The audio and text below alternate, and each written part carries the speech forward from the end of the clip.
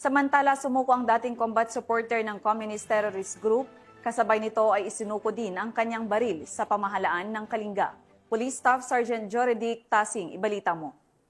Sumuko sa otoridad ang isang dating taga-suporta ng Communist Terrorist Group o CTG sa sitio Ag-Agama, Barangay Western Uma, Lubuagan, Kalinga nito lamang Septembre 27 taong kasalukuyan. Kinilala ang surrendre na isang alias Bilito, 71 taong gulang, residente ng nasabing lugar na dating armado at combat support ng kilusang larangang Guerrilla Bagas sa ilalim ng Ilocos Cordillera Regional Committee. Isinuko rin niya ang isang 12-gauge bolt action shotgun na walang serial number at markings, pati na ang dalawang bala. Naisa katuparan ang pagsuko sa pamamagitan ng pinagsanib na puwersa ng 2nd Provincial Mobile Force Company bilang lead unit, katuwang ang Lubuagan Municipal Police Station, 1st PMFC, Provincial Intelligence Unit ng Kalinga Police Provincial Office, Regional Mobile Force Battalion 15, Special Action Company ng PNP SAF at National Intelligence Coordinating Agency ng Cordillera. Ang naturang pagsuko ay bunga ng pinaigting na kampanya ng pamahalaan laban sa insurgency sa ilalim ng AO70